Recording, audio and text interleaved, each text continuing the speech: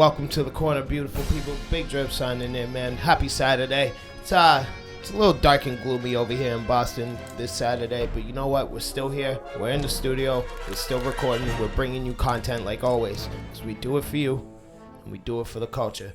Light Drizzle, can you holler at the people for me? I can.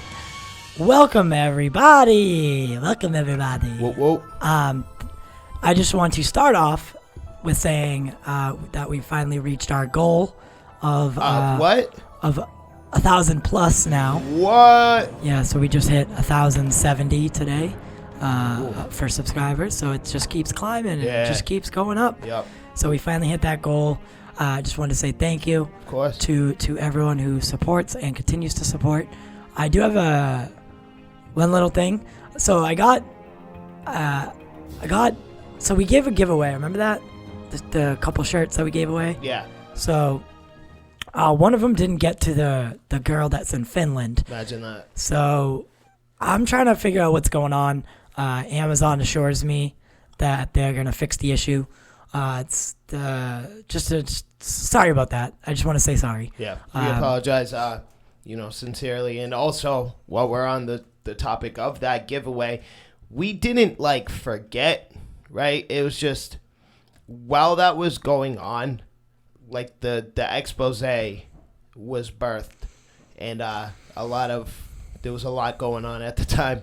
So it was just really poor timing on our part. That being said, we'll do something similar, and there will always be we'll always have some kind of GoFundMe or giveaway, or there's always going to be something going on, right? So that will be made up for. And to our fan that didn't get your shirt, I'm so sorry. We genuinely apologize. You would think, Jeff Bezos is worth $100 billion. You would think that the least they can do is send a T-shirt to Finland, but apparently not. Yes. So yeah. We're working on it. I promise we are. Just not sure what the actual issue was. Yeah. But I will. I'll go from a different company if I have to, and just get the money back, or send you a gift card. In spite of it. If I have to, I'll throw your shirt in my backpack and I'll walk to Finland. Yeah. You will get your shirt through the ocean. Through the ocean. A little bit of water never hurt the drip. Yes. I am water. Pure water. Big week. Big week. One of the largest that we've had so far. Yeah. As far as things coming in. So we went on the vodka stream last night. Make sure you check that out. Yep, make sure you check that out. Shout out Dave. Shout out Dave, the film junkie. And we talked about it on his channel. But we're gonna be talking a little bit more today. Because it's our time and it's our version. What was it? Investor call? Yes. It's called Disney's Investors Day. Yes, Investors Day. There we go. So lots of stuff going on. Yeah.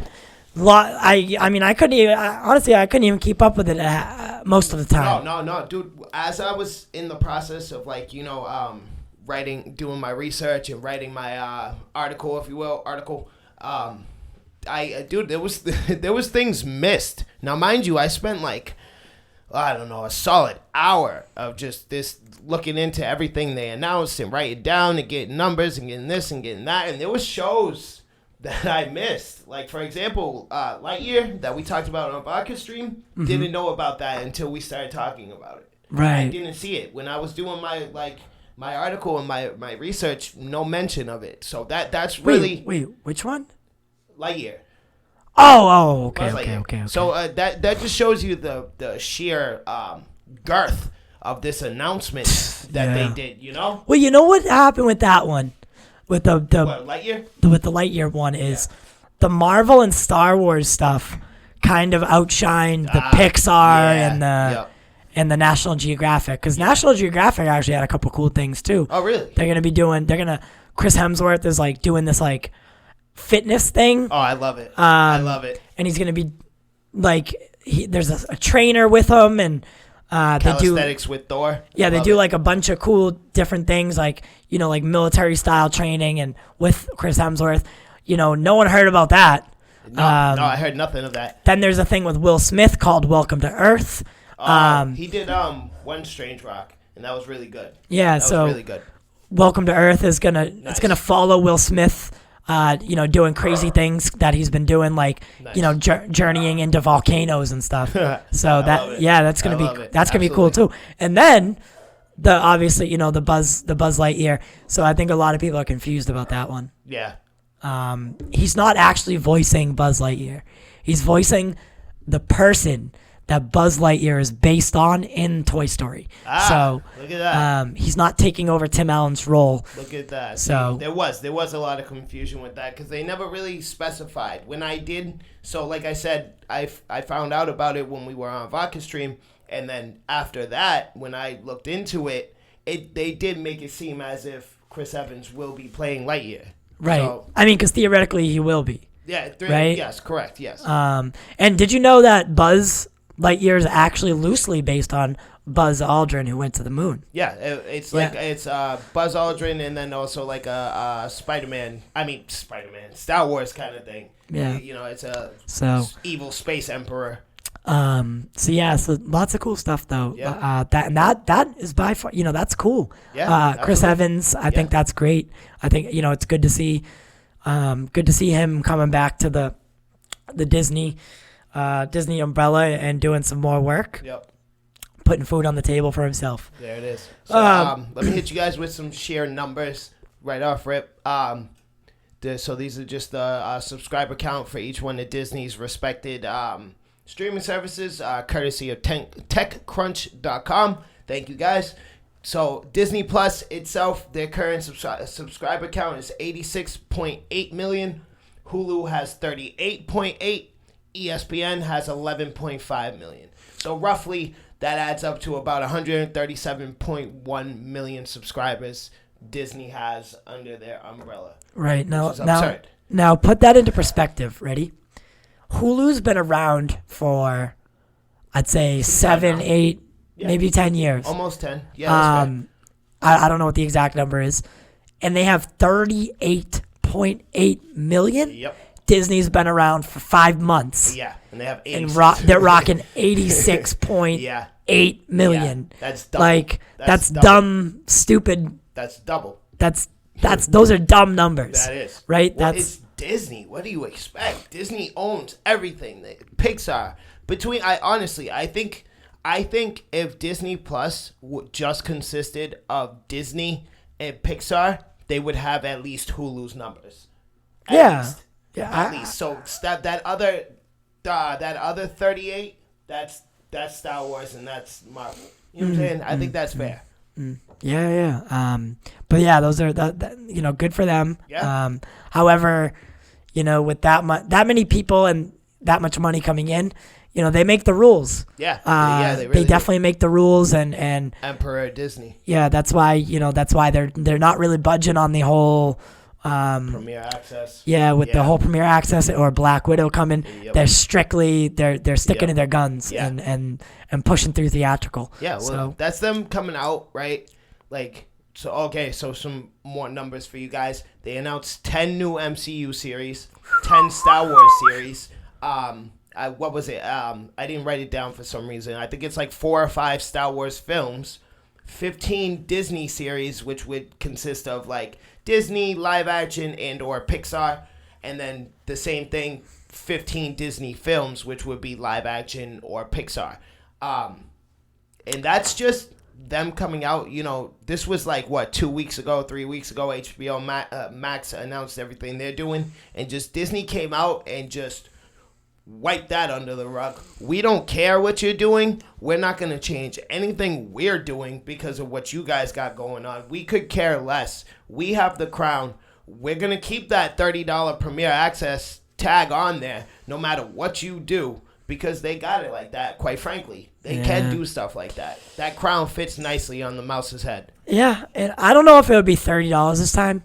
If I was them, I would maybe drop that $10. Yeah. That's totally fair. 20, I could see that happening and being kind of okay with that. 20 just sounds better than 30. Exactly. 30 just sounds outrageous. 30 sounds like they're intentionally trying to like squeeze more money out of us. You know, that was. And you don't own the movie at that point. Yeah, exactly. You don't even own it. Exactly. That's just so you can. You can watch it once. Yeah, there it is. You're renting. After that, you're $30 again. $30. You're renting it. Imagine that. That's just.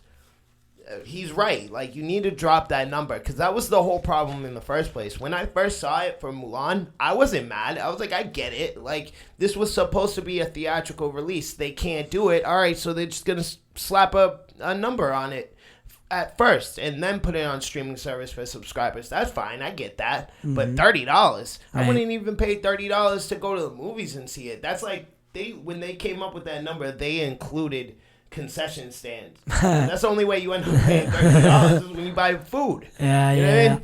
They're like, you got $15 popcorn, $20 ticket. The ticket's only $13, but you're gonna buy food too. So we're gonna throw that price tag on our Disney Plus Premier Access.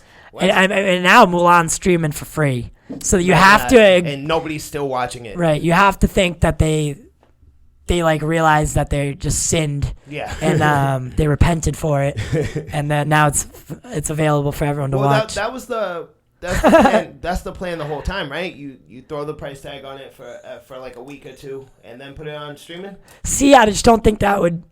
So it only works, I guess. I would do if I was Bob Iger or like a Warner Brothers person. Yep. What I would do I would charge the money for a month. Okay. Right? Then nothing for a week, maybe a week and a half, then put it out for free. That way. Okay. That way there's no like in between, right? I mean, there's not like after it's for pay. Yep. It doesn't just come right out. Yeah. Right? No, I feel so you. then there's some space in between where if someone wanted to watch it, they would have to subscribe. Yeah. Give them that chance. Yeah. So I would just kind of take your theatrical idea and bring it down a little bit smaller. I was just about to say that. That's exactly what that is, but it's on a smaller scale. I was literally just about to say that. Yeah. They release it in theaters. It's in there for about a month and a half-ish, depending on the movie. It goes away for a while. You don't hear nothing from it. You might get some like ads and trailers for the DVD release, but at least a month goes by before it comes out on DVD, and then after that, it hits streaming services. Yeah. So it's typically it's like a 6-month process for you to go to the theater and see it to when you can physically hold it. Yeah. It's typically 6 months in between that. Which is a long time when you think about it. Yeah, I mean, you got to produce the discs and everything like that, and distribute them. Yeah, distribute them. Make you do your.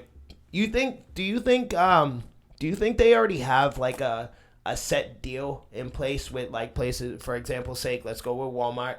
Do you think they already have? Let's use Disney and Walmart as examples. Do you think Disney already has a set contract for every time they release something with Walmart, or do you think for each individual movie they renegotiate numbers and whatnot? I would say it's already done. Yeah? Yeah. I would say it's already done. Simply just by the sheer number of projects throughout the year. True. If I was Walmart, I would negotiate. I mean, if I was Disney, not if I was Walmart. Because if I was Walmart, I would want it to be every single movie, because then you're getting different this much. Numbers for each movie. Yeah, and you're more money comes in that way. Yeah. You jack up the price Disney, for Endgame, and you drop the price for Mulan. Yeah, if Disney's eyes, they want to lump it all together and do lump sums because they end up saving money. It's like, and not every movie hits. Yeah, so that's, I'm assuming, I've never actually looked into that, but I'm assuming that it's by year or by amount of projects on the slate. Yeah. And from that number. The latter of the two. Because Walmart ends up losing money if it's a year thing, and Disney decides, we're only going to put out a movie this year. Right. Get one movie this year. Back in the day, man, that's how it used to be. Yeah, imagine that. One Disney movie per year, maybe that. 2, 3. Now, 2021 is just 17. I mean, 2021 is going to be ridiculous, absolutely insane. For like, it's they 2020 we got next to nothing. We got like 3 movies this year, and then 2021 is just gonna be flooding. And this isn't just Disney. This is even on the video game end of it. They are flooding 2021. I mean, it's gonna be insane. Like, these episodes next year are gonna be Fuego. They're gonna be long. There's a lot going on. Speaking of that, so we, producer Jack and myself. Well, I had the idea, and I let Jack take it over because that's what he's supposed to do. I think, right? Yeah, something of the sort. I think so. I think so. But I had, and we can tell him to do whatever. Yeah. I had this idea that it'd be kind of cool to do a show from AMC for Wonder Woman. Ooh. And Jack called the general manager, and we hashed it out.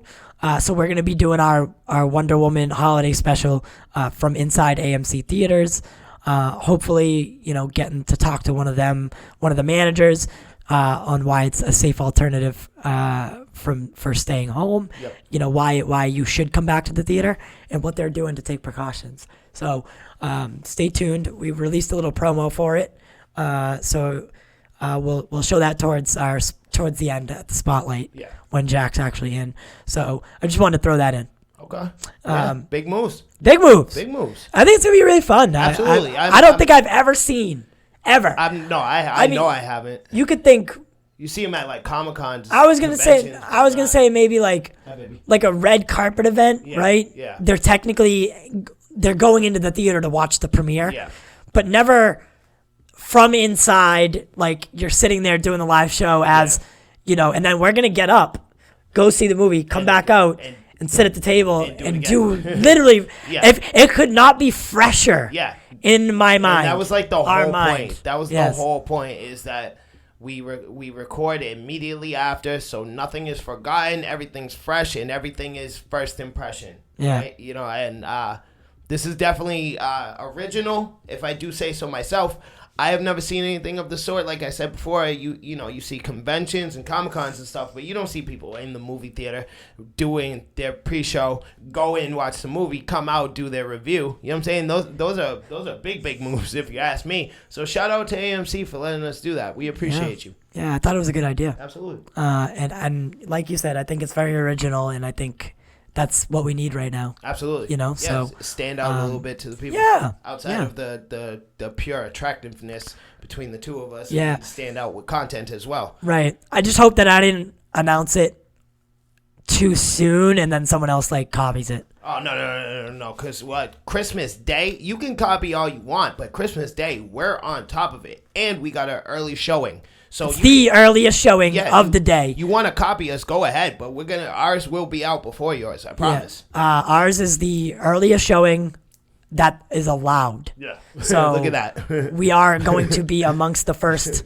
I mean, I don't know when they're going to release it on HBO though. I don't know if it at midnight. If it comes out at midnight, I'll be pissed. Yeah. Because I'll be pissed. I think it's fair to assume it'll be.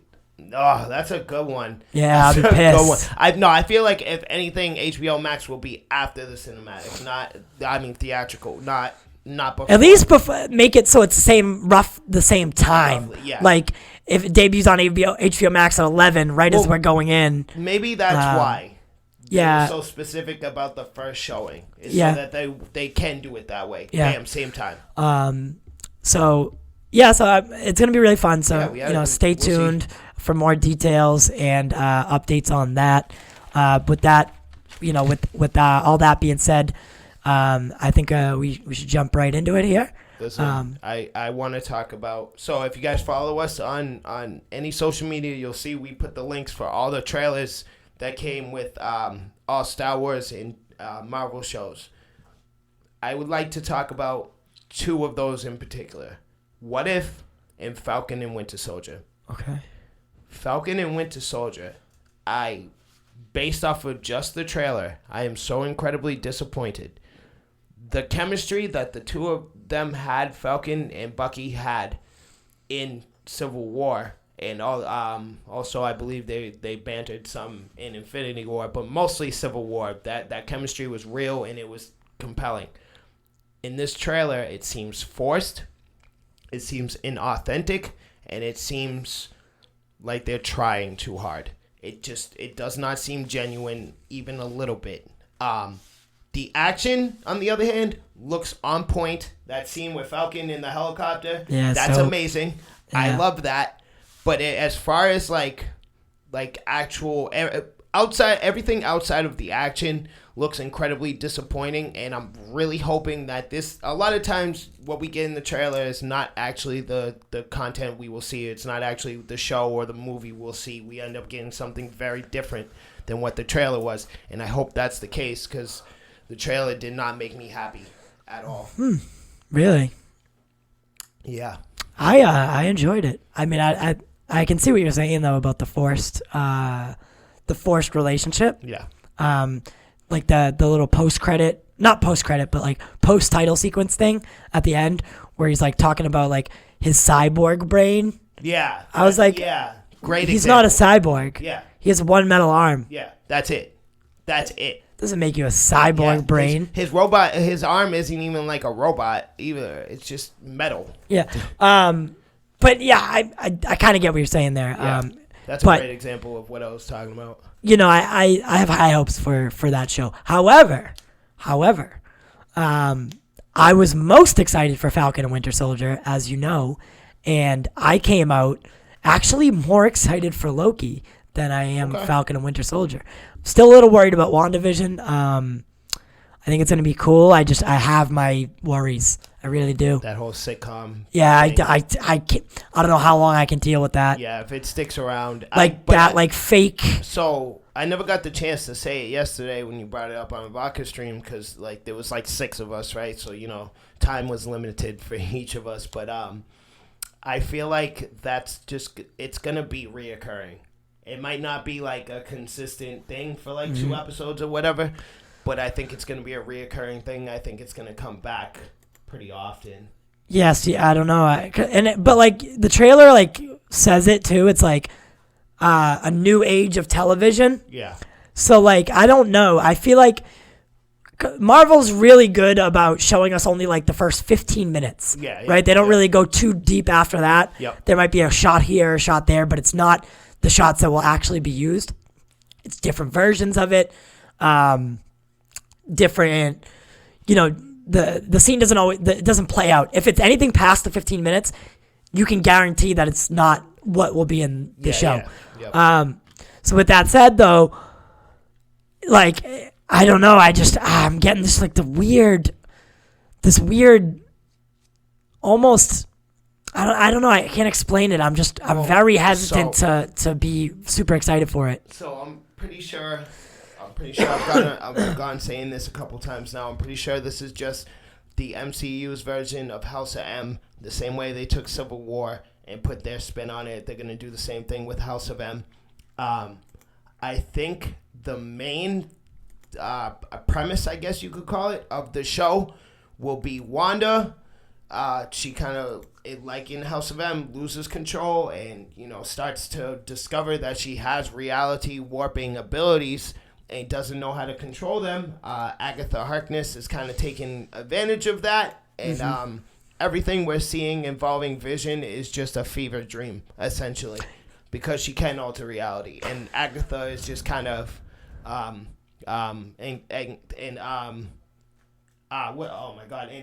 antagonizing this to kind of like play it into her benefit. You know what I'm saying? Like just kind of keep pushing Wanda's buttons so she can play this out the way she wants it to go. Someone asked me the other day. They were like, "Well, if it's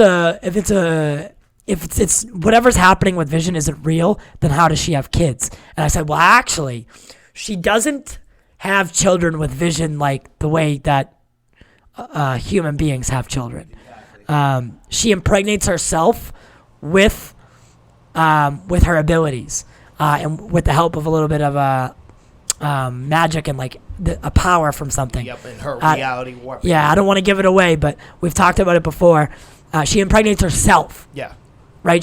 But they're Vision's kids, and her kids end up having a piece of the demon Mephisto's as part of their soul. Yeah. So the show could go a different couple ways. However, I do think, that's a really good route to go because it's interesting in itself. Yes. The just to clear that up for anyone who doesn't know. So Vision's definitely not real. Yeah, no, he's definitely not real. The questions I have is how much of it is real. Again, I'm pretty sure that the majority of everything we've seen is just fever dreams, and it's just. I think like the big finale will be discovering like where Wanda really is, right? Like she's like locked up somewhere or something, or she, some kind of. Have you ever seen Love, Death and Robots? No? Oh, God. Okay, for those who have seen it, Love, Death and Robots break up each episode. It's like a 15-minute original animated short skit or film, you want to call it, right? There's this one particular episode with these space cadets, I guess, whatever. They're on some space exploration, and they crash land on some planet, right? Now, dude is in a fever dream this entire time. He thinks everything's okay. He thinks that his crewmates are just gone for whatever reason. He reconnects with this old love of his, and they rekindle that flame, and they spend the whole time having sex and hanging out and eating food and whatever. Everything's awesome, right? But at the end of the episode, it's revealed that when they crashed, there was this alien parasite thing that got all up into his brain and made him think that alien grotesque monstrosity was that old love of his. So in other words, he was having sex with this alien parasite thing for like 10 years. When he finds out it's fake, he's like, you know what? I don't want to be a part of what's actually going on. Put me back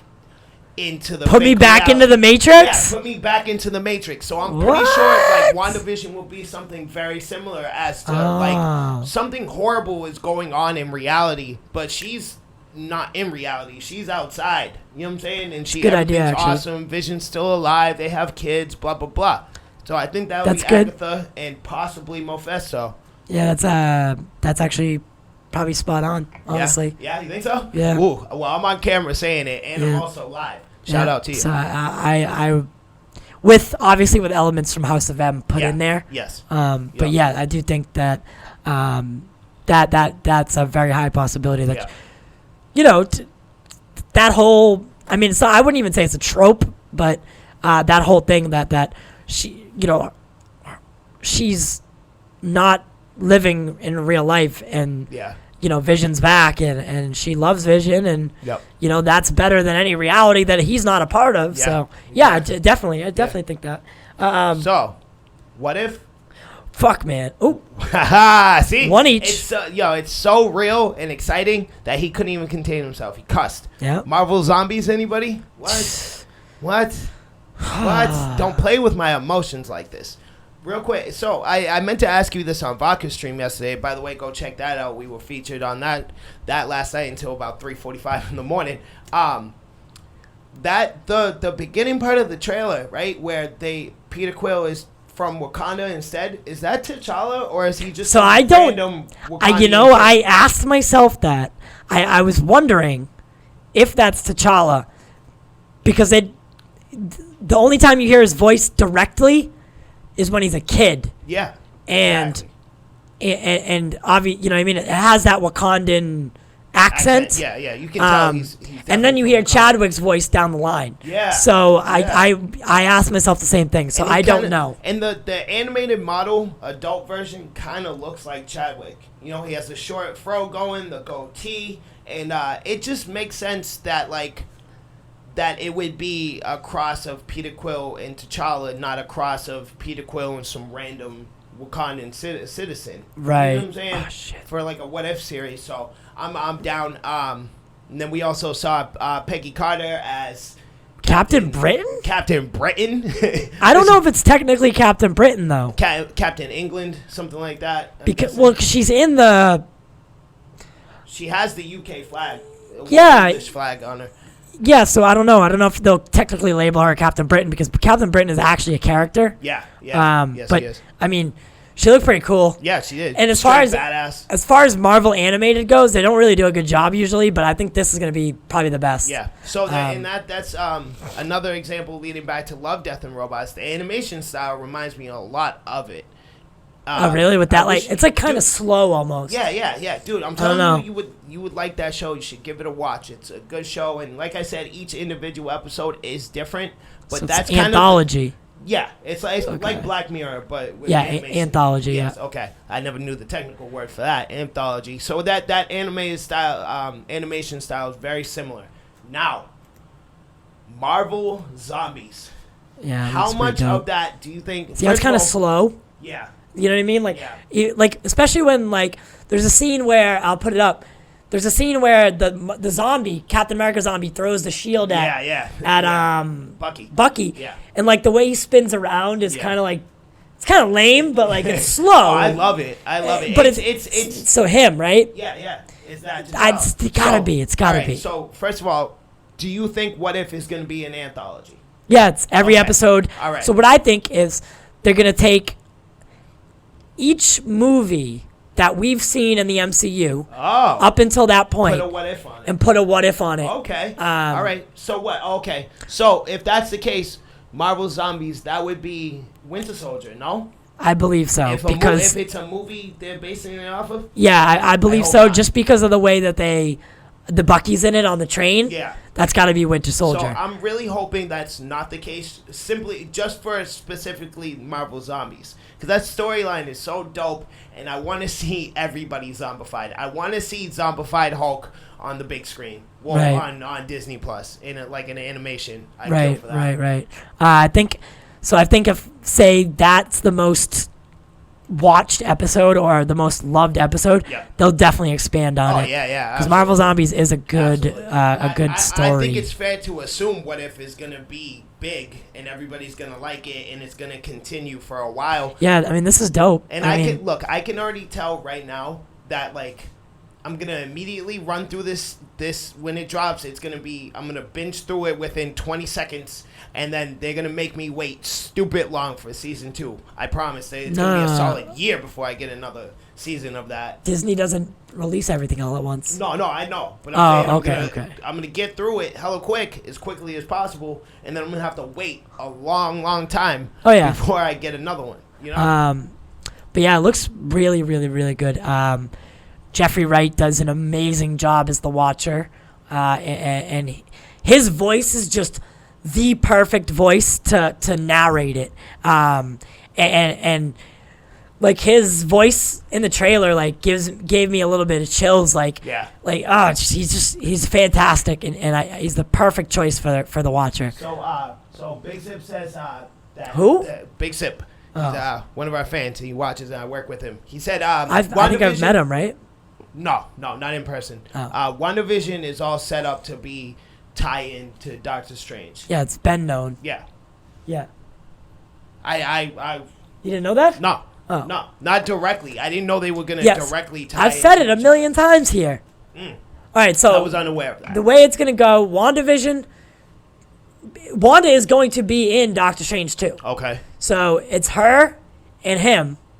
So WandaVision, she'll realize her full potential. Yep. And she'll become the Scarlet Witch. Yep. Then that'll lead right into Doctor Strange 2. And then Doctor Strange 2 will have ties to Spider-Man 3. Okay. So it's almost like a love triangle. Yep. And then all those stories are going to be intertwined almost. And that's what leads me to believe that Mephisto's somewhere in there. Because he's definitely not a one-off villain. Okay. So. And then, shoot. Nightmare. No, I said shoot. Yeah, I know. Nightmare and Mephisto, I think, would be a good little. So Nightmare is one of Doctor Strange's villains. Oh, yes. So I think that would be a good route to take. Okay, so with that new information I just received, tweaked theory. Again, same thing. Agatha's kind of pulling strings, trying to play Wanda. I think Doctor Strange is how the series will end. Doctor Strange comes in, so I'm thinking WandaVision is already let's say for example's sake, it's 3 seasons. That's it. There's no intention of bringing in it anything past that because it's supposed to tie into the overall big picture. So I think, again, Agatha's the bad guy pulling the strings type of thing. Doctor Strange comes in at the end to save her. She comes back to reality. And then that leads us into Multiverse of Madness, right? I guess Wanda and Doctor Strange also has reality warping abilities. So I think the two of them will come together and kind of like, I don't know what the storyline. I have no idea what the story of that would be, but I'm guessing it's going to be like we can't control it, what's going to happen kind of deal, right? And they're trying to figure out how to close it. But yeah, so it's going to be really fun. Absolutely, I love it. Very excited. I you gone on record saying Winter Soldier is your favorite several times, but I'm more on that side of it. I love Winter Soldier. Don't get it twisted, but I'm more on the mystic end of Marvel. Yeah. Like okay. favoritism. I love those too. I love Doctor Strange. Doctor Strange is underrated. He Very, really very is. underrated. He No, really his movie is underrated. Oh, the first movie. Yeah. I think he's underrated in general. Yeah, no, definitely. Great character. So what I'm going to do, so we're going to jump into the TV corner. Just real quick. I just want to run down a list of things, a list of TV shows that we know are coming to Disney Plus and Hulu. So first up, and for most people, this is the one that they're looking forward to the most, Kenobi. Obi-Wan Kenobi, a Star Wars story, will be a Disney Plus series set to feature and bring back Hayden Christensen, who played young Anakin and then transitioned into Darth Vader. That's big news. I mean, that's huge. We'll get to see a rematch of the epic fight. I know you had the high ground. Yeah, he does have the high ground. So we'll get to see that rematch. Yeah. Long awaited. Very long awaited. I like Hayden Christensen. I don't think he's the best. I'm interested to see if James Earl Jones comes back for voice. Okay. But I don't think so. I think that'd be kind of weird. Do you think we're getting full Darth Vader? No. Because is it gonna pick up right where Revenge of the Sith? See, I don't know. I don't know. So there's a lot. I'm hoping. Again, go check out Vodka Stream. We were on that last night. I'm hoping Stephen Colbert was correct about. I couldn't even follow it when he said. I couldn't either because I'm not like a Star Wars fanboy like that. They love Star Wars. I'm still learning, I'm still learning it. They love them some Star Wars. But yeah. the cyborg thing, remember he had shared this showed us the image. It's pretty cool. Yeah, this is like some fan art going around or concept art of Anakin and it's Hayden, but he's rebuilt, but it's outside of the whole Vader suit. You know what I'm saying? So, he's like an android, right? Like, half of his face is, robotic, and it looks really cool, and I would love to see it. Kind of reminded me of Red Skull in Infinity War and Endgame. Yeah. Except robotic. Yes, same kind of look. Yeah, that's a good one. Or maybe like a Terminator 2, right? When the skin comes off, like that. Yeah. I thought this is really cool. So Star Wars Rangers of the New Republic series coming to Disney Plus. Rangers of the New Republic. Yep.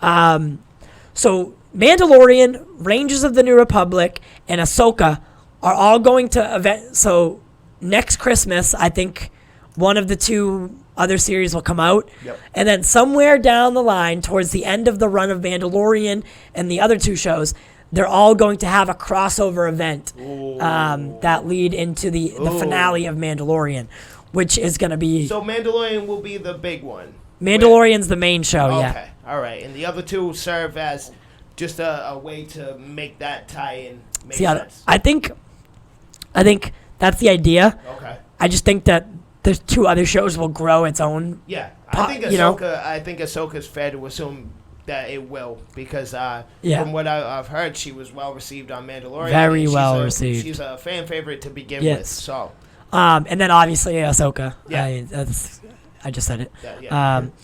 Check this out, right? Hulu, and I wanted the reason I bring this up. Like this.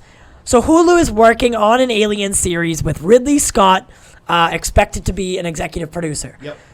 Remember what I said about the Defenders going to Hulu because it's a little bit more non-child friendly? Yeah. So this definitely confirms that Disney is willing to do the more gritty stuff, and they'll put it on Hulu. Okay, so So I did in the article I read, right? There's a whole segment about Disney adding what they call either in some countries it's Hotstar, in other countries it's Star Plus. Yeah. Right, and they never specified. So Star Plus will be for countries like Australia or continents like Australia, Europe, Latin America, and that will be just kind of like a branch off for exactly what he just said. Things like Daredevil, things like Defenders, things like Alien, things like Deadpool and Logan, and just that more gritty R-rated stuff. They never mentioned if this is gonna come over to the States, the whole Star Plus portion of it, because I don't see like Alien. Yeah, I get, but like as far as like Logan and Deadpool, I don't see them ending up on Hulu. I think they need their own like section in Disney Plus itself, the app itself. You know what I'm saying? And I also heard they implemented some new parental controls and options for that. And so we're on that road. Yeah. It helps. So the Alien series, I think that's really cool. It's going to be the first one to take place on Earth. Yep. Welcome to Earth. Yeah. But it should be interesting. Little details are known though. So, Acolytes, which takes place at the time of the High Republic. That's going to be cool. I don't know too much about that era of the Star Wars, but it's going to take place. It's going to focus on a dark side, like someone who's gone dark side. Okay. Yep. Okay. And then there'll be a show called Visions, which is another anthology series, and it's all anime.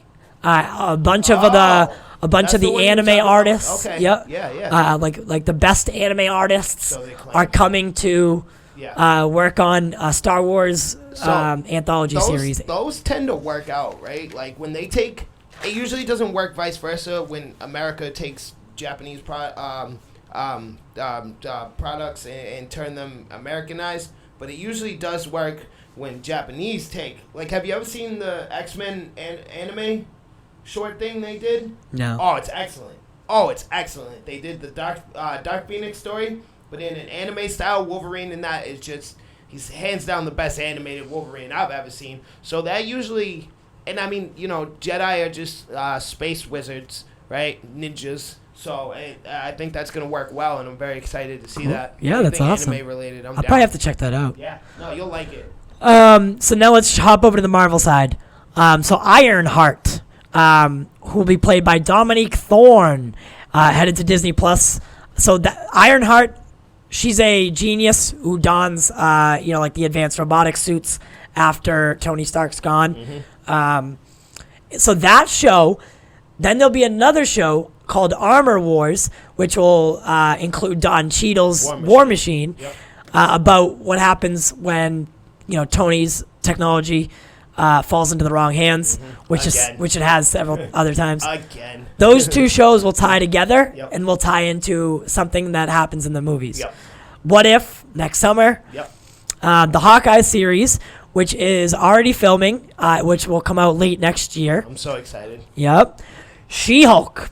So Tatiana Maslany is in fact She-Hulk. Even though she denied it for whatever reason. To this day, I don't understand why.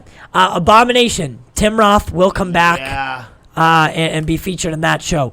Mark Ruffalo will be making a couple of appearances.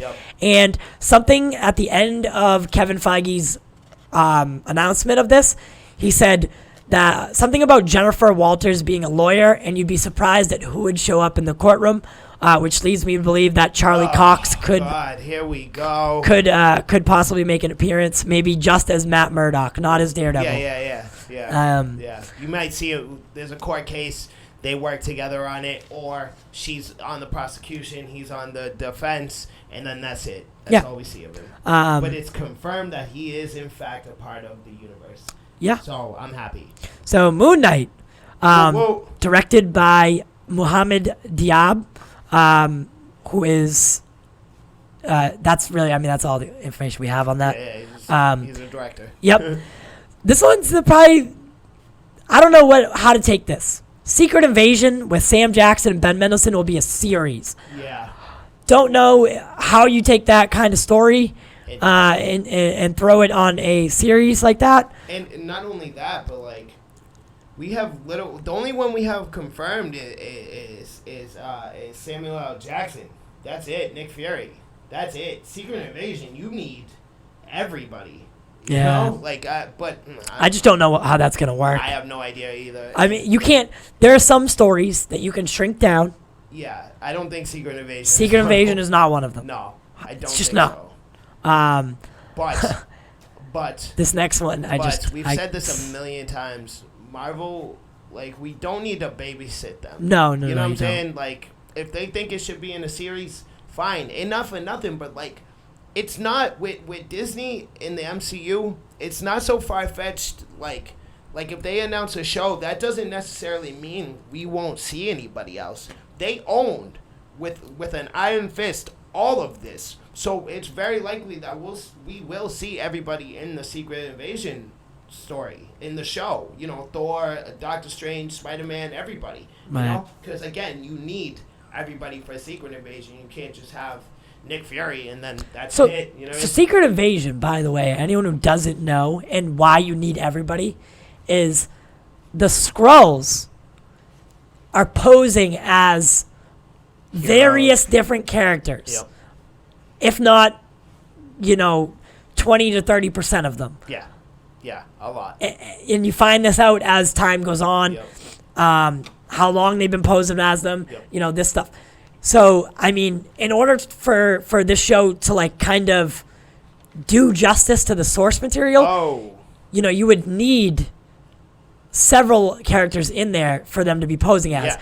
You can't just have them posing as, like, Bill down the street or Agent of S.H.I.E.L.D. number 4 and have it really mean anything.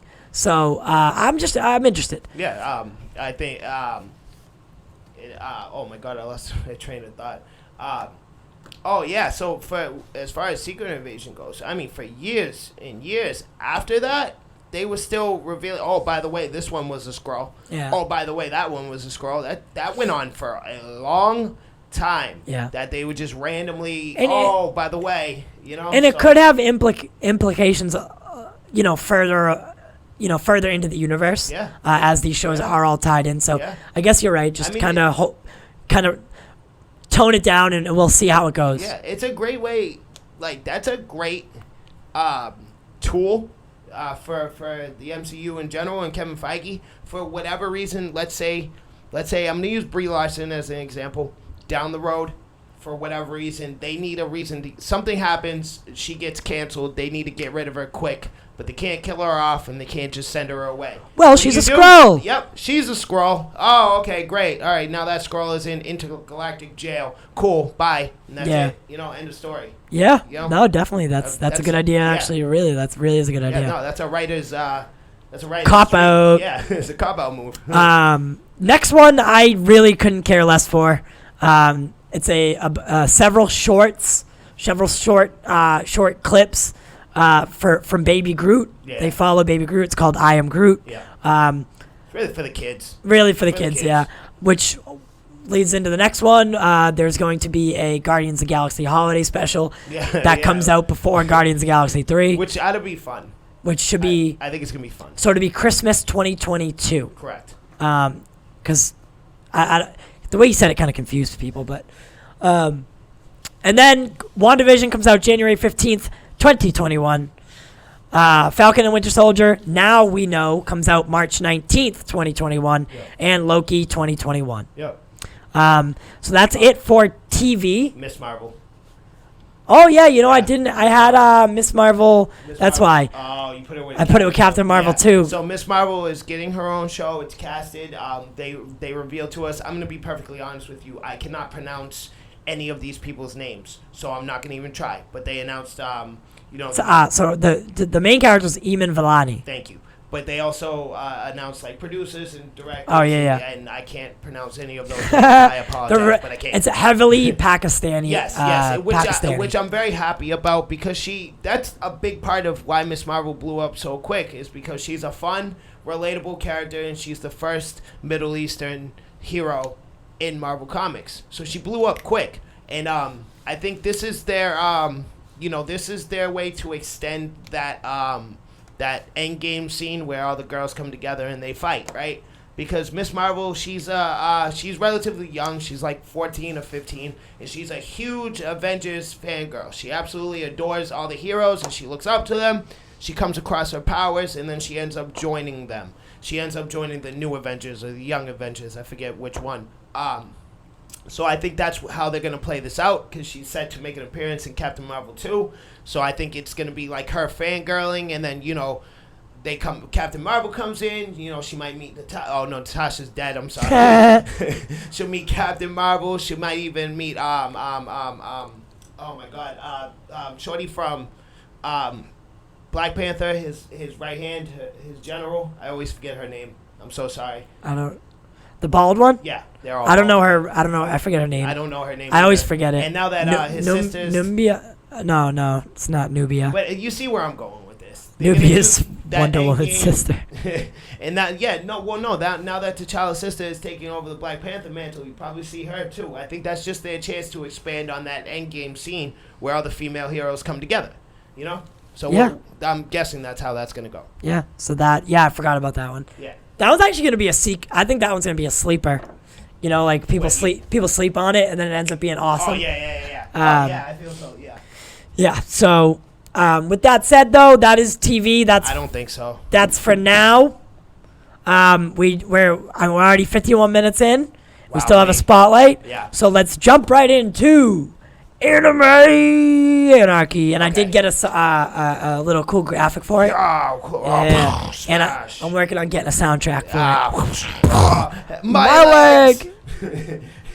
So, season 4, the final season of Attack on Titan started. Spoiler warning. I'm sorry, I meant to do this at the beginning of the episode, but you're getting it now. Spoiler warning. Okay, so you have 5 seconds. 5, 4, 3, 2, 1. Welcome to Spoilerville. This is going to last about a solid 15, 20 minutes, so you want to skip through it, that's when you get the chance to. It's chaptered. Oh, perfect. All right, so you skip through this if you don't want anything spoiled for you. So I'm going to do a quick recap of Attack on Titan, the main focus, because all questions were answered in Season 3. Seasons 1 and 2 were just giving us questions. Season 3 answered all said questions. Season 4 will be everything tying themselves together and putting a pretty little bow on it.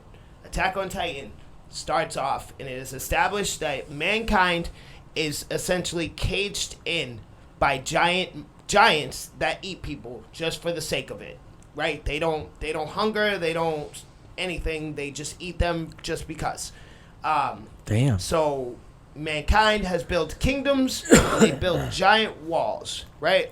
And now there's layers. So that first layer, right? There's a wall. In between is all the peasants and the poor people. Next, middle class, right? Same thing. Big wall here, middle class in the middle. Then bigger wall, the biggest wall, and then the royal capital is there, and that's where all the rich, famous people are. That's where Michael Jackson is. That's where Leonardo DiCaprio is. That's where all the famous people are, right? So they're the safest. In other words, they're in the dead center, and giant wall protecting them. First episode, you get introduced to your main characters, Mikasa, Eren, and and the third friend, I always forget his name.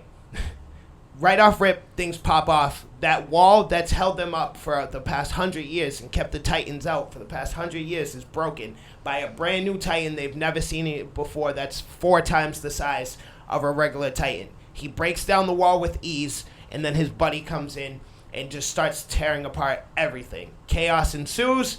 The local military has to sporadically do a draft and just bring in everybody who can possibly fight. And then that's where our main characters join.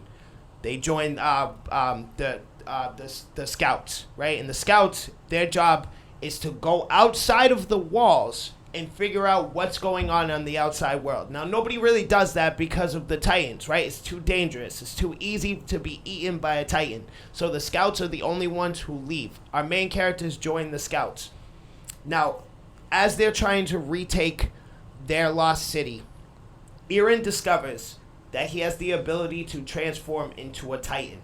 Now, remains with his self-control and, you know, somewhat of his consciousness. He doesn't become this mindless eating machine. He just gains the power of a Titan without losing his mind. So in other words, that he is their secret weapon and they use him to fight the Titans. Now, it's not explained how or why for quite some time, right? As time goes on, we learn that those two original Titans that nobody has ever seen before in that caliber that destroyed the wall in the first place, we come to discover that those were two traitors. And they were actually scout members along with our main characters that can also turn into Titans. And they were working for the other side. So they infiltrated it, and that's how they knew how to break down the wall so easily and get into the capital so easily. We discover that those two characters are traitors. So they disappear, right? Whole fight ensues. So we're starting to learn that this turning into a Titan thing is something that there's a solid number of people that can do, right? Like, typically speaking, a Titan is just a bigger version of yourself with like a warped head and you look kind of funny, right? No clothes, you just look different. But these special Titans, one of them's known as the Beast Titan, one's known as an Armored Titan. They don't look like everything else. There's something special about them, right? Okay. One has armor, one has, you know, one's 4 times the size of a regular Titan, etc. Okay. Right? So it leads in. Now they start, at this point, this is when they start hinting into, there's something going on here, right? There's so much more to it. There's something with, first of all, the royal blood that's currently in it running things is not real royalty, right? So we get introduced to the actual royalty. And within that royalty, we come to discover that they know there's a certain serum that gives you the ability to turn into a Titan.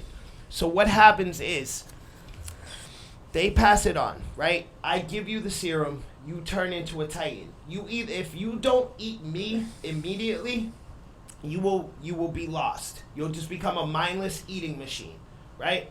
So this serum turns out to be more important than we actually thought. So what's really going on is somewhere far away on the other side of the ocean is a kingdom where there's this long beef between these two types of people, right? So these people over here, let's call them people A, right? They banish people B, and they keep them in check by constantly sending Titans to keep their population down, to keep them being murdered. So with this serum that I mentioned earlier, they can turn you into a Titan, but if you don't eat somebody of royal blood immediately, you lose your mind and become a killing machine. So what they do is they take their criminals, their traitors and their fraud, whatever, and they turn them into Titans. They send them loose into the wild. It's the worst kind of punishment you could possibly have.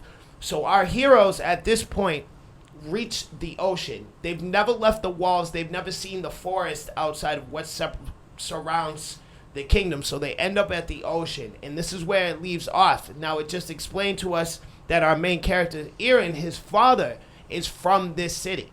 Now, when they exile somebody, what they do is they'll take 5 of you, right? Turn 2 of you into Titans and send the rest of you running out. So those 2 Titans will eat you. You know what I'm saying?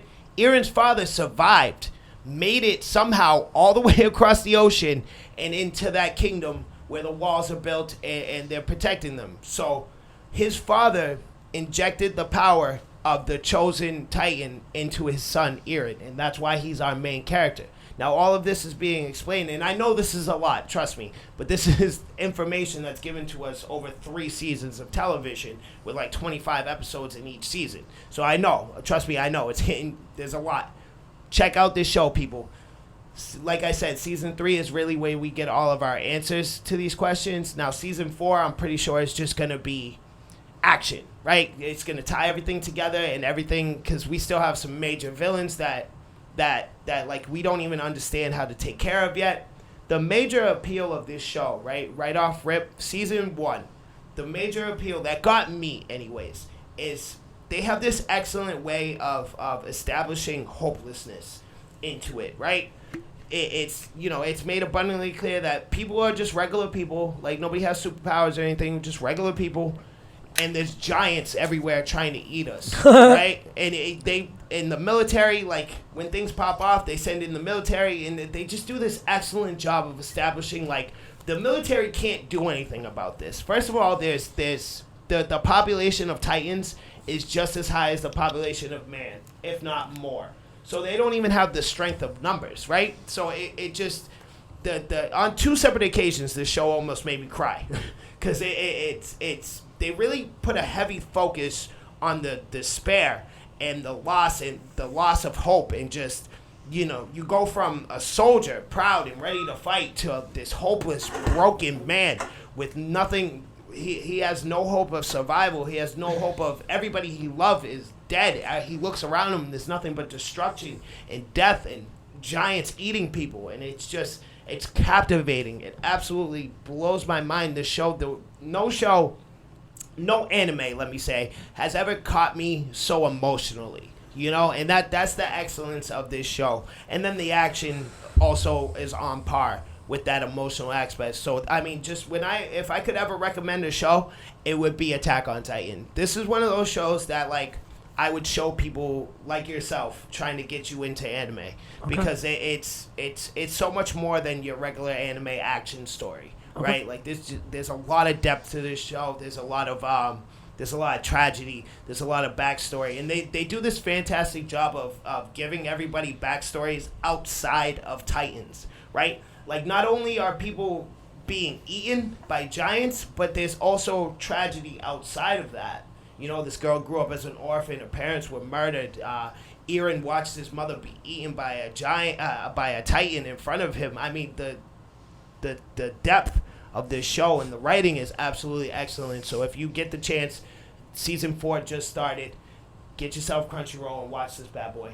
Yeah, definitely. So listen, we have like 20 minutes left, so just jump right into gaming as well. Jump into gaming. Getting into gaming. Woo! So me and Jack, all right, so me and Jack are just going to... Jack, by the way, Jack was like, Ty looks so intrigued by Attack on Titan. Yeah, no, he doesn't give a shit. That's not for him.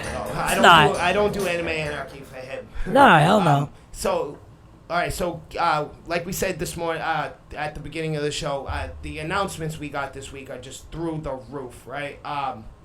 So for the Game Awards, they announced, let's see, like 15 games. So the Game Awards were the same day as Disney's Investors Call. Yep, That's crazy. Yep. That's crazy. Yep. So the announcements are through the roof. So what I'm gonna do, I'm just gonna go through the list of everything announced, and then at a later date, Jack and myself will have an in-depth discussion about games that we're actually excited for. All right? Yeah. Quick tip this week. Check it out. There it is. Bing, bing, bing. So. Quick list. Mass Effect coming spring 2021. Sephiroth was announced for Super Smash Bros. What? Let's go. That's what I'm talking about, baby. And he's a straight badass. Oh, I love it. And Who is it? Sephiroth. He's the bad guy from Final Fantasy. Oh, cool. And he'll be in Super Smash Bros. He's coming this year, too, actually, in about 6 days on the 18th. So you make sure you get that bad boy. Back 4 Blood, a zombie survival game, kind of run-of-the-mill, but it looks good. Looks like a combination of Call of Duty, zombies, and Resident Evil. That's going to drop the 22nd of June next year. We have the Callisto Protocol. That's going to drop in 2022. That trailer was very vague. I didn't really get much out of it other than it's like a sci-fi kind of deal. Almost, it kind of reminded me of like Prometheus, like that kind of look and style, if you will. So then after that, we have a arcade kind of beat 'em up kind of game called Endless Dungeon. I could not for the life of me find the release date for this bad boy because it's like a continuance of another game or a sequel or something of that sort. So I could not find the release date for that. But that's like like I said, it's like an arcade beat 'em up kind of thing. We have a Ghost and Goblins. I don't know if it's going to be a remake or a sequel or what, but it's Ghost and Goblins Resurrection, and that's going to be on Nintendo Switch on the 25th of February next year. So it's coming soon, and it has that classic, I'm assuming it's going to be like Sonic Mania, where it is technically a sequel, and it's its own game and continuation of the story, but it has that classic throwback gameplay and look to it with, you know, some polishing. So I'm excited for that. We're getting an Arc 2 starring Vin Diesel. I don't know why they did that. That's dropping in 2022. I have no idea why they put like they're kind of like copying Cyberpunk with the Keanu Reeves being a huge part of that. But like Ark isn't the game for that. Ark is not a story-driven game. Ark is a survival kind of game. You're like a prehistoric caveman, but there's also like technology is weird. But you start off with absolutely nothing, and then you have to figure out how to survive, and you make shelter, and you make that's how Ark is. So I don't really understand how Vin Diesel will tie into it. Jesus. Yeah, that doesn't make any sense to me, but we'll see as it comes. PlayStation exclusive known as Season, and this game just kind of like one of those indie kind of platformer kind of games. It looks artistically, it looks beautiful. So I mean, if you're that's your go-to, I recommend that. Also, couldn't get a release date for that for whatever reason. Loop Hero is coming out next year. Loop Hero is just like honestly, it looks like a mobile game if I'm being real. It's just like a turn-based card game that looks very unappealing and very boring to me. That's they don't release these things for nothing. There's clearly a fan base for turn-based card games / RPGs. So if you're interested in that, it comes next year. It's called Loop Hero. Evil West. Another game coming out next year that's similar to Back 4 Blood with the whole everything seems to have like a horror vibe to it now. Ever since Resident Evil 2 remake blew up like it did, everything seems to have this little horror spin on it. So Evil West is essentially, it reminds me of Back 4 Blood. It's just like a zombie survival horror kind of game. So we'll see how that goes. Xbox is making a Perfect Dark reboot, remake. So we'll see how that goes. Again, Perfect Dark is kind of like a survival, kind of horror, not really, kind of game. So we'll see how that goes. It's an Xbox exclusive, so I won't really be able to. Again, no release date for that. Century: Age of Ashes, also I believe to be an Xbox exclusive, coming out February of next year. This game is another reason Xbox just keeps trying to, like, Microsoft just kind of keeps pushing me, like, buy an Xbox. Century: Age of Ashes is just essentially your, like, picture a Star Wars pilot game, like Squadrons, where you're flying the ship and fighting each other, but instead of spaceships, you're on a dragon. I want it. Yeah, it's pretty sweet. I want it. I want that. You just fly dragons and you fight each other on other dragons. It's like a fighter jet pilot fighting game, but instead you're on dragons. What? Dragon fight. I want that. That's sick. Next on the list, Shady Part of Me, and that's available now. Very much an indie game. It kind of reminds me of like Hollow Knight or what's that game? Little Freaks or Little Fears, something like that. It reminds me of that kind of that indie gothic kind of look to it. So you might want to check that out. I doubt anybody's going to care about this next one. Chia, it's a Stadia game. I don't know. Google's just like, Stadia is Google's console. Oh, yeah, I remember that. Trash. Nobody wants anything to do with it. But, it's Google we're talking about, right? They have all of the money. So they're just really trying to push, they bought ad space and some more to push this Stadia game that looks terrible. It looks like the beginning of the most boring part, mind you, of Kingdom Hearts, where you're trapped on that island and you have to like race Riku and all that stupid. It's the worst part of the game. This entire game looks like that. So I'm sure they're gonna sell out right off rip. I'm sure everybody's lining up. I'm sure there's gonna be at least 20 people camping out for that bad boy. Whoa, 20 people worldwide. Open Roads coming in 2021. That will release on all consoles. Again, just kind of your indie. Run-of-the-mill kind of game, but it also artistically looking very good. Okay, so this is the last one. I'm very excited about this. Also an Xbox exclusive. Why, I don't know. Evil Dead, the video game, coming next year, and it looks awesome. Evil Dead? Yeah, dude. And as of late, I don't know if you've like seen any recent Evil Dead lore, but Ash versus the Evil Dead and there's a couple others. All it is just like they took away all the horror and turned it into action. It's just an action-packed like zombie killing, balls to wall. My man has a chainsaw for a hand. Yeah, I know. So the game looks amazing. I would love to play it, but Xbox, dude, like why? I don't get it. You guys suck at making consoles. Stop making so many exclusives. Like, your console is trash. Stop doing that to me. I want to play these games, but I don't want to buy your ugly console. So you got to work with me here. You know, do me something. That's the list, by the way. That was quite the list. That's the list. I told you. We have. That's all we really have today is lists. Yeah. It's crazy. Because there's not too many details on anything yet. Yeah, but no. The Evil Dead game is definitely something I would definitely like to see. Dude, it looks awesome. It really does.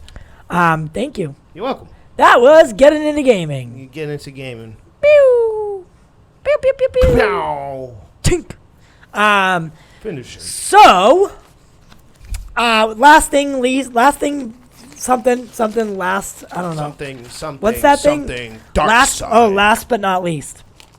I just want to run through the Marvel Studios films and a couple of the Star Wars ones that we got announced. Got a lot coming in for the Marvel Cinematic Phase 4 and 5. So much to work with. So much, like, they're spot on with their films and their algorithm, like the way they develop their films. What am I looking for? Their equation, like how they build their films. Algorithm. Yeah. Oh well, no, that doesn't. No, you were better. Yeah. So first things first, Shang-Chi and the Legend of the Ten Rings has wrapped up filming. Brilliant cast. Check that out. This movie's gonna. I think it's another sleeper. Shang-Chi. Yeah. I don't think people are gonna go into it like expecting too much, but come out of it like, all right. I think they're putting extra effort into it because nobody's like, oh, I can't wait for Shang-Chi, so they're putting extra like oomph into it. So yes, I think you're right.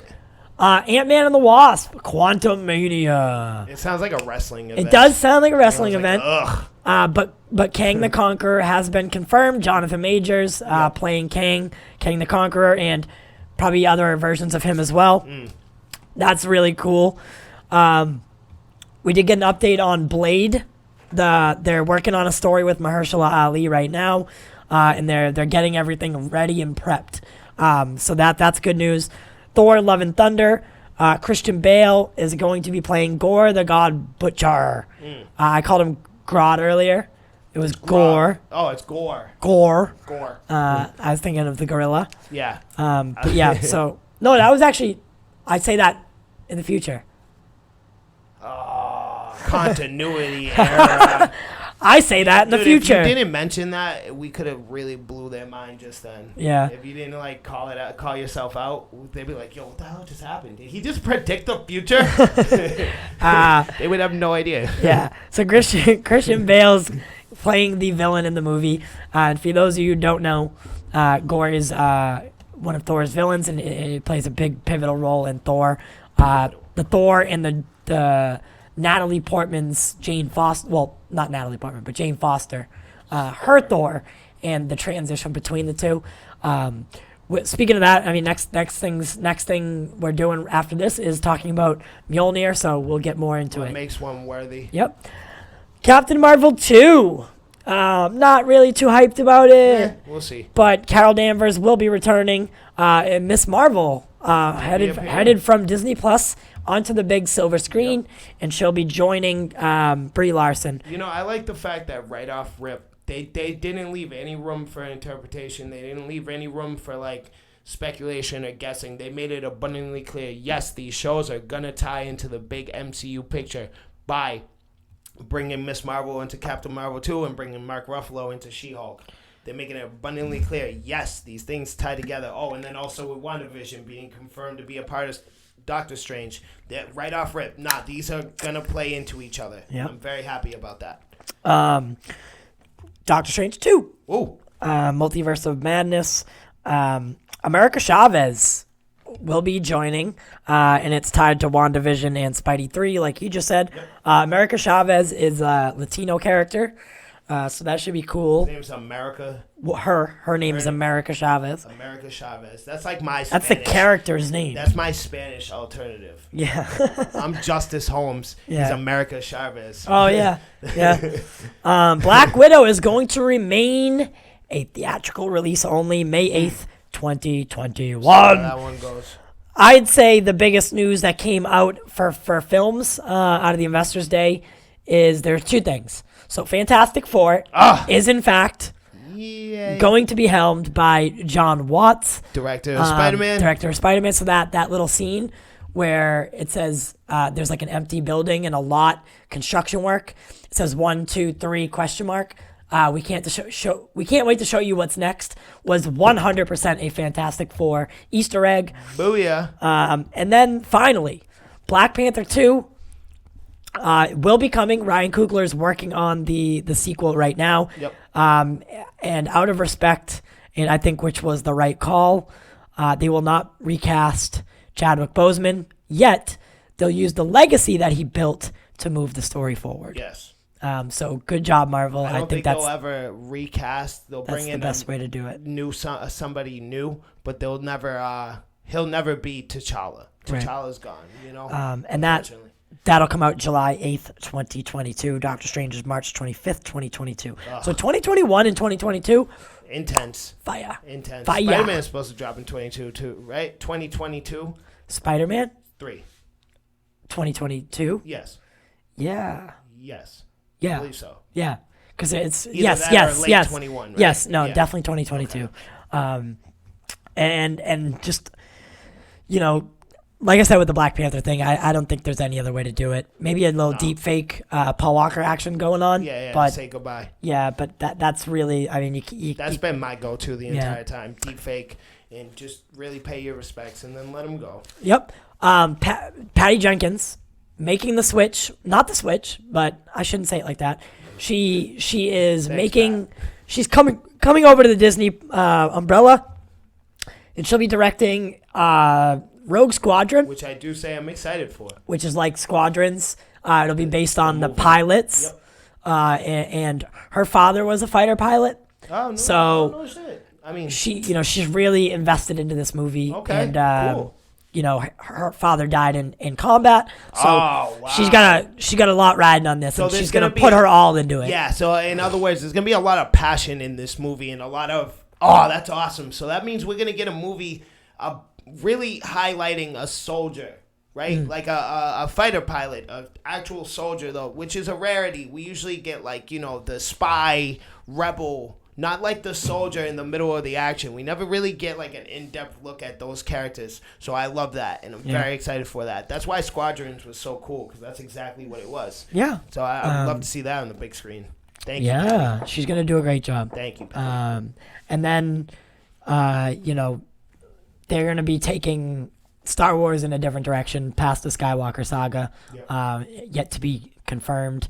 Taika Waititi is getting his own Star Wars film, and he's working on writing it right now, and we'll get that probably an announcement, soonish. I don't know exactly when, but as far as everything goes from Investors Day, the Game Awards, that's what we got for now. Yep. I got the list of. Did you finish the Star Wars list?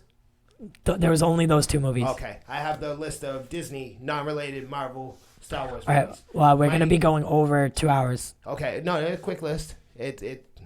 Oh, yeah, Spotlight. Quick list. So, on the Lucasfilm side of it, they'll be doing a series called Willow. Movie called Children of Blood and Bone has been unspecified as whether or not it was a series or a movie that I could find anyways. Indiana Jones 5. Yes, Harrison Ford will be coming back. No, he's probably not happy about it. Disney's live action. They're doing a Mighty Ducks show.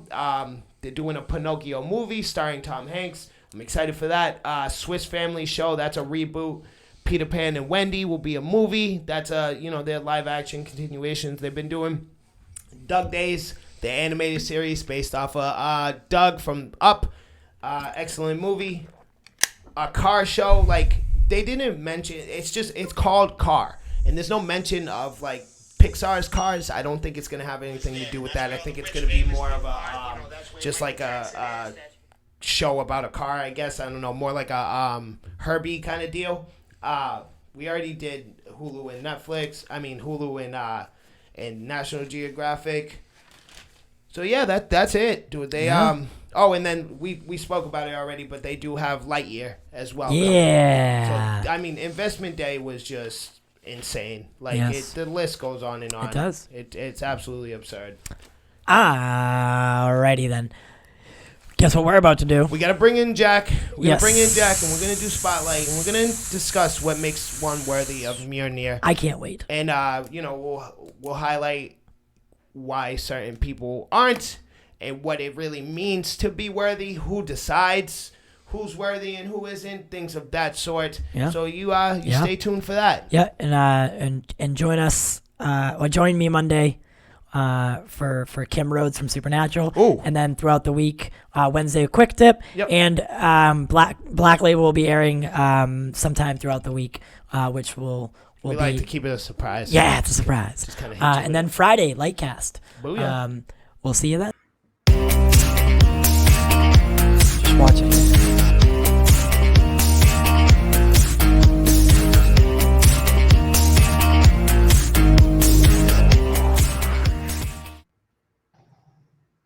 Welcome back, my culture comrades. Welcome to another. We got a new little segment we've been doing lately. We put the beloved name Spotlight on it. So we got a producer, Get Jacked 141 with us. Jack, say what's up to the people. Hey, folks, how are you? It's good to be back. Very. What are you talking about? Mew Mew. Mew Mew. What the hell did you just say? That was a Mew Mew. Mew Mew. We're talking about Thor, not Pokemon. Yeah. What the hell is that? These guys have not seen Thor: The Dark World. They don't know about Mew Mew. I can say with pride, I haven't seen Thor: The Dark World. I've seen it several times. Kat Dennings' character calls it Mew Mew because she can't say. I think she says in the first and the second one. She does say. Okay. I was 100% aware of the dumbass line. Yeah, exactly. That popped in. I was 100% aware of the reference, but because the comedy was so like far off and just terrible, and she makes me so angry, I won't even acknowledge the fact that she was trying to make a joke. You know what I mean? Yep. But yeah, so like they said, or like we said, today we're talking about Mjolnir and what makes a character worthy of wielding it, him, her, it. But before we do that, we have a couple things we'd like to talk about. As always, we're still raising money for my mother's breast cancer fund. So if you have a couple extra dollars and you can afford to, any donations are much appreciated, and they go a long way towards medical bills, prescription costs, chemotherapy, and more. This adds up very quick, people. Yes, very of course. Quick. And I know she'll appreciate it. We'll get her on appreciate it in the next couple months to say thank you to everybody who donated. Yes. Or, just supported the cause in general. Yep. And then this is the first time, I guess, on our own show that we get to announce this. So I'm going to play the little promo, and then we'll talk about it for a second.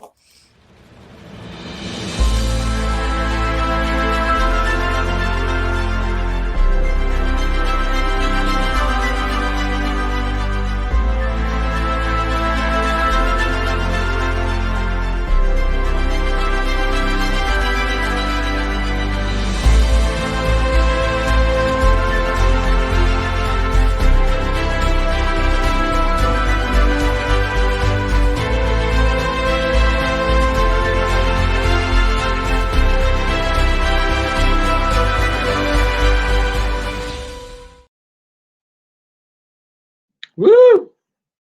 Yeah. So Jack, why don't you, you're helming it. So why don't you let us know? Into it?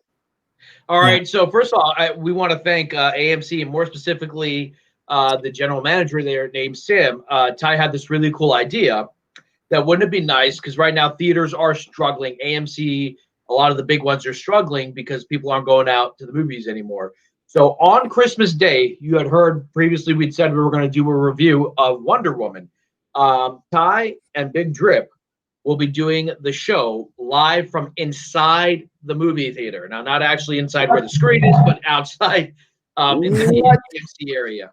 I'm sorry, That's Jack. right. Can you say that one more time for the people? Because my head just spun around real quick. Can you say that just one more I'll say time? it again. I'll say it again. Let me button this up. On Christmas Day, we will be the only podcast that will be doing our live show covering Wonder Woman 1984 in the movie theater. This will Come be on. in Masters AMC theater. Big move. Good for the culture, don't we? Yeah, damn right. Because we do it for you and we do it for the culture. Now, I said this yesterday. I believe it was on Vodka Stream. I said it at some point. Maybe it was Quick Tip, whatever. But this is like a mutual scratch back kind of deal because theaters are struggling right now, right? And in a lot of places, they're not even open, right? Boston's one of not that many cities that actually have theaters and things of that sort open. So us being there, that gives AMC the chance, their general manager, whoever might be there with us, to like show the people. Again, we'll be live, so they'll get live footage and show people, look, it is safe here. You can come out to the theater. Everything will be okay if you come see our movies. We have things set up, and we have a plan in motion that will keep everybody safe and healthy. So please bring your ass down here, and then we get the chance to do. We're at the movie theater shooting a live show, and we're about to review Wonder Woman 1984. You know, it's a mutual win-win, if you ask me. Yeah. Agreed. And what's cool about the movie theaters, you know, all three of us have been to the movies during this pandemic, and they take a lot. I've been to Regal, I've been to AMC. They're taking a lot of precautions. Yes. It's very social. It's not like, you know, where everyone's scrunched together next to each other. AMC, I think they're not doing concessions anymore, but some theaters that still do concessions, they bring the sleep, and it's an important industry to keep alive. Yeah. Yeah. And just to clarify, so we'll be doing the pre-show. So as of right now, what I would think, so coverage will start around, this isn't confirmed yet, around 9:45 a.m., 10 a.m., and it will go all the way till 4 p.m. ish, with obviously 2.5 hours in between 11 and 1:30. You know, we'll be in the theater, in the IMAX theater. So the whole day will pretty much be spent at AMC. Basically, yeah. So I'm excited. Absolutely, I'm very excited. With that being said, let's jump into our spotlight of the day. Mjolnir was created. Well, so Mjolnir wasn't created by Stan Lee, obviously. The characters and the associations are based on the Norse mythology, and Stan Lee, Jack Kirby, and Lenny something. Lenny, was it Lenny? I know who you're referring to. No, Larry Lieber. Sorry, Larry Lieber. They introduced Thor as a character in Journey into Mystery number 83, and I believe that was in 62. And that was his first appearance. Yeah. So let's get into it. We'll go around the table. We'll start with Jack. What do you think are the qualities of? Odin says, "Whoever be worthy, if he be worthy." What's the exact line? Shall be worthy of Thor. It's very vague, and it seems that interpretation really depends on who's writing it, because a lot of heroes have held Mjolnir. Some heroes have never held Mjolnir. And, you know, the question really is up to the writers. Now, there are a lot of reasons that you could hold Mjolnir, and a lot of bad guys have also held it because of incantations. So the question becomes, what makes one worthy? Is it just being a good person? But we've seen that that's not really good enough. Not every superhero, and I'm talking about the good ones, have been able to pick up Mjolnir. So I think that first question is, what makes one worthy? And the second question is, why aren't some superheroes who we could say are worthy, who are very selfless, not able to pick up Mjolnir? And I think we always have the standard of what's a good guy. Then there's superheroes, and then to hold Mjolnir, you have to be almost pure. You know, you almost have to be perfect. You know, there's a reason only Captain America has been able to, is famous for wielding Mjolnir. You almost have to have like a pure soul. Like there can't be any malice or discontent, because you can be a good person, but once you get power, It changes you. And with great power and great responsibility. Oh, there it is. There it is, the line. So I went ahead and to start it off, I went ahead and wrote down everybody I could find anyways that has wielded Mjolnir at some point. So it'd be Thor, Odin, Bor, which is Thor's grandfather, Buri, who is Thor's great-grandfather, Captain America, Ragnarok, which is just like a clone of Thor, like an android robot kind of deal. Beta Ray Bill, Loki, Storm has done it at some point. This one surprised me. Squirrel Girl has wielded Mjolnir at one point. Jane Foster, Throg, aka Puddle Gulp, and he's the frog version. So once upon a time, Loki turned Thor into a frog. Thor makes friend with Puddle Gulp. This man's name always ties my tongue, and he wielded the power of Thor. He was worthy, apparently, and wielded the power of lightning and a god. Imagine that. And then they have like multiverse what if storylines where Conan the Barbarian wielded Mjolnir, Rogue, Sarah Rogers, which is Captain America's daughter.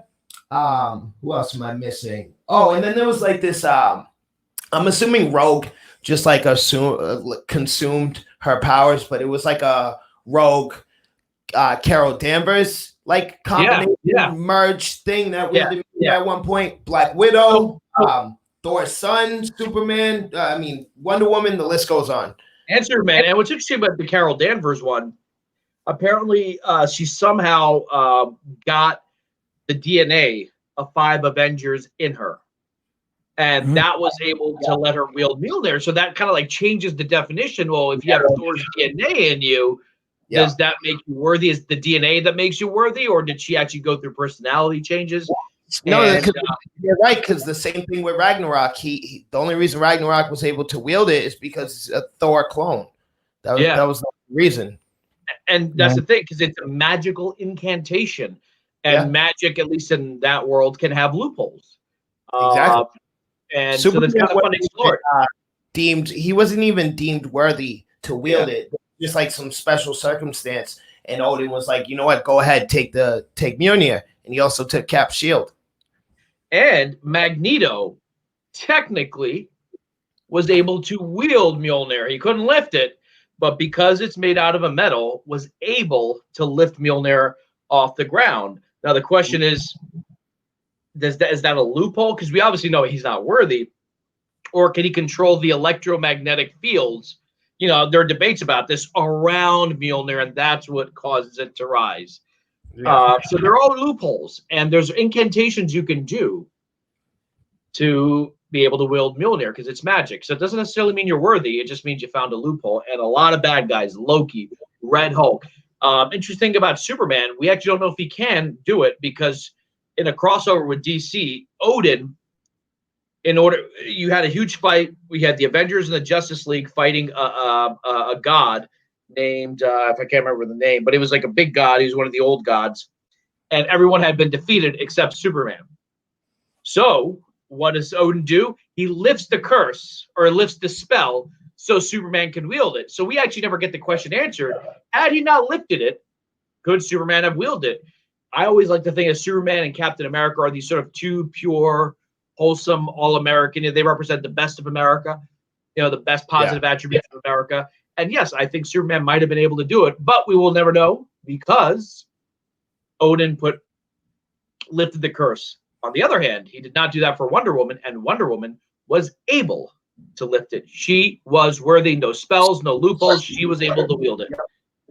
Just simply worthy. Mm-hmm. And I think if she could wield it, so could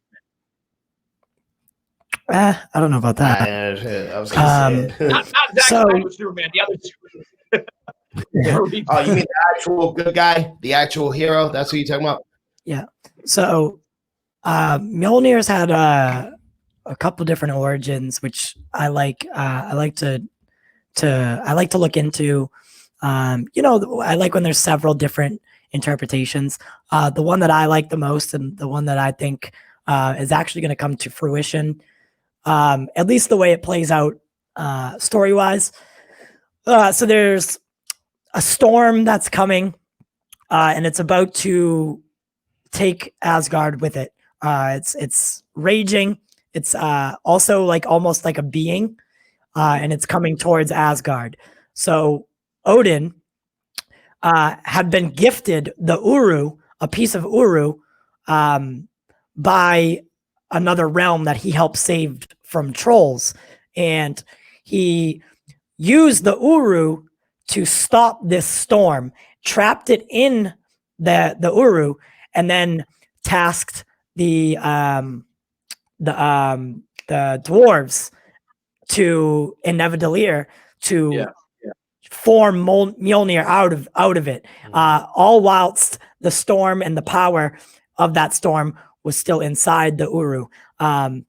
When Odin, so when they finished like forming Mjolnir, and they used a Heart of a Dying Star, and there was a really large explosion, and the hammer, lands on Earth, on Midgard, if you want to call it that, and he retrieves it. But at that time, he couldn't control it. It was too crazy for him at that point. Too powerful. So that's when he puts the enchantment on it and kind of tames it, and then he locks it away for centuries, then bequeathing it to Thor. Thor uses it for ages, and then Thor meets Grodd. Is it Grodd? Grodd? Yeah. The God Butcher, which Christian Bale's gonna be playing. Oh, yeah. Yes, Grodd. And Grodd convinces Thor that he's not actually a god, or that he's not worthy of it. And Thor loses his confidence. So that now Thor loses his confidence in his ability to wield Mjolnir, and it sits on the moon until Jane Foster picks it up. Yes. And I think that's the way we're headed in the MCU. I'm glad you brought that up, because my next point was, okay, so I was trying to figure out, the general belief seems to be, it's whatever Odin deems worthy, but it appears not to be true, and Jane Foster is why. So I couldn't find the exact issue where this happened. I believe it was Thor issue number 4, and written in October of 2014, right? And this is when Jane Foster first becomes Thor.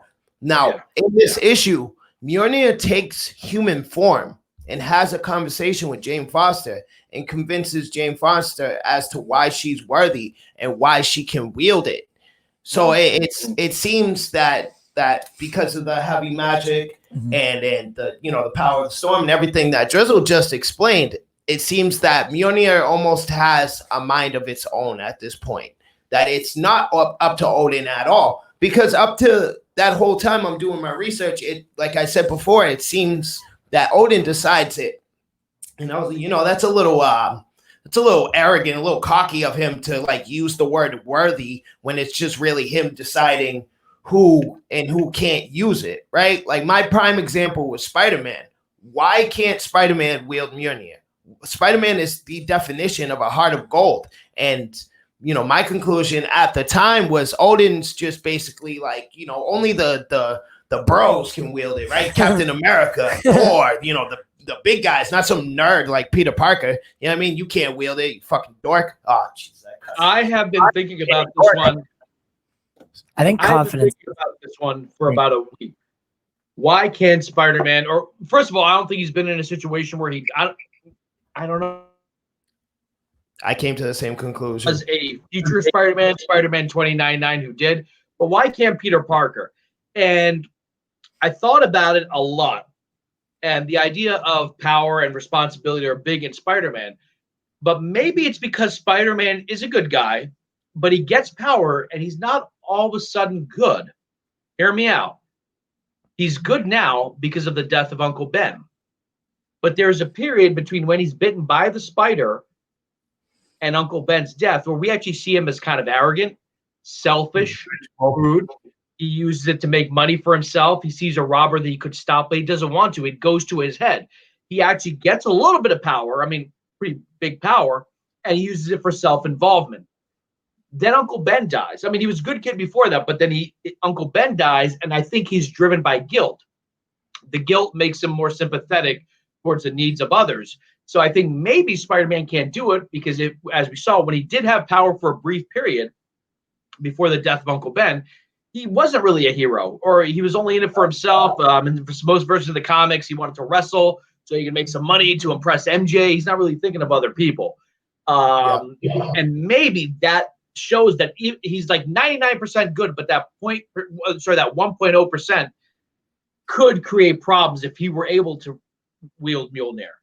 And maybe there's a guilt, that drives him, that prevents even someone as good as Spider-Man from being able to wield it, which you might not necessarily say about, let's say, Steve Rogers, who was a good person before he became Captain America and remains a good person, and maybe even a better person, who's not he doesn't take pride in his strength. He's not like, now I'm I'm strong. I can do anything I want. He actually stays the same guy, regardless of how tall or strong he is.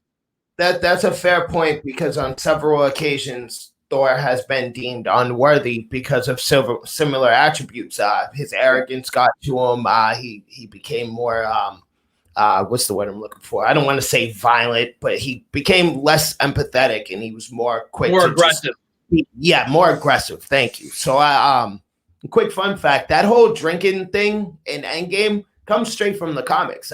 Thor had the first time he was deemed unworthy, he got a serious drinking problem, but he didn't get fat. He just ended up drinking in space somewhere on some random planet, drinking himself to death. I thought that was funny. We've all been there, right? You ever lost your ability to wield a magic hammer and just drank yourself to death on a space planet? Some other planet. I thought that was very relatable. Yeah, I thought that was Tuesdays. Damn. With most men, they can't wield their hammers after they drink. Yes. All right, Jack. All right. Jack. Anyway, you know what so I've always been fascinated as to why Deadpool could do it. Deadpool. I specifically wrote that down. So Deadpool just got like Deadpool's was fake. Yeah, this was fake right here. Yeah. Deadpool's was like a clone thing. I was thinking of somebody else where it was it's Loki. I was thinking of. So when Loki wielded it, it was because like this spell was encasted across all the Marvel characters, and all their characteristics were changed, and Loki became a good guy. I was thinking that was Deadpool, but Jack is right. That was interesting. That was it was the Avengers and the X-Men versus Red Skull, and when Magneto murders Red Skull, it released some kind of psionic energy, and everyone switched. All the good guys became bad, all the bad guys became good, and Loki was able to wield it. But the Deadpool one was interesting. So it had, I think, some of the powers that Mjolnir had, but it didn't have that enchantment because it wasn't actually Mjolnir. Right. So Deadpool, of course, goes crazy. He starts buying tacos and stuff. But even Storm wasn't even a fake one, and apparently we don't know if she would be worthy. There's almost, like I said, like a line of purity. I didn't know that. Yeah, so according to Thor, and the first time Cap lifts it, it's Thor's quote is, "One must be pure of heart and have a noble mind." So I mean that's pretty run of the mill, basic stuff. All right, so in Avengers Age of Ultron, yes, we see Cap budge the hammer. Yeah. The Russo brothers have speculated as if Cap was already worthy at that point. Yeah. Do you think he could have lifted it and held back, or do you think he was on the verge of being worthy and actually literally just budged it? I think he was on the verge, because at the time, this was around the time of Winter Soldier, and Civil War came shortly after that. So Cap was still kind of in the middle of his character development. Cap hasn't always been just 100% pure. He was very he would turn a blind eye to the things Bucky has done.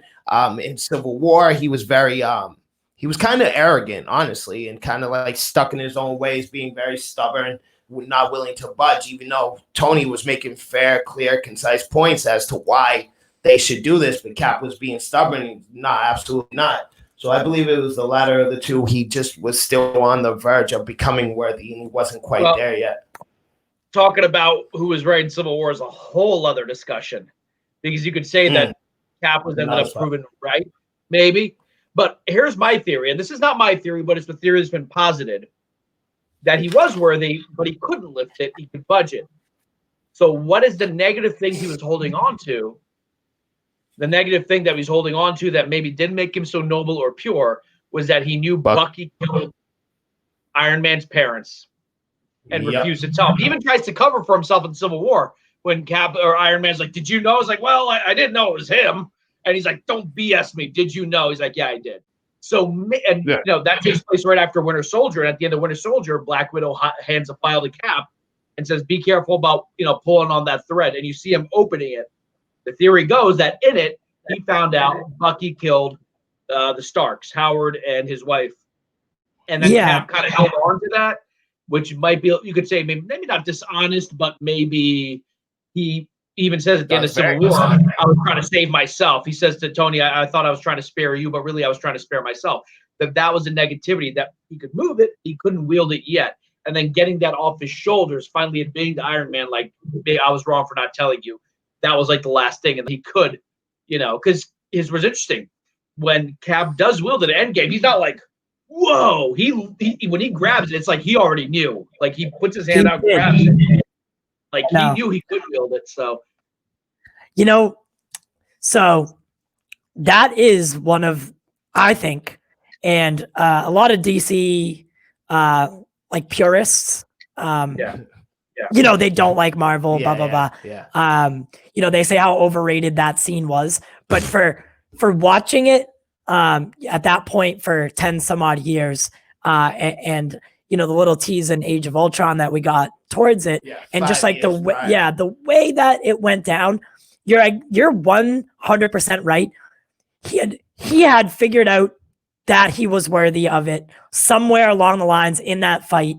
And he didn't go over and pick it up. He summoned it. He summoned it. That right there is clear that he and I think personally that will go down as hands down the best moment for most Marvel fans.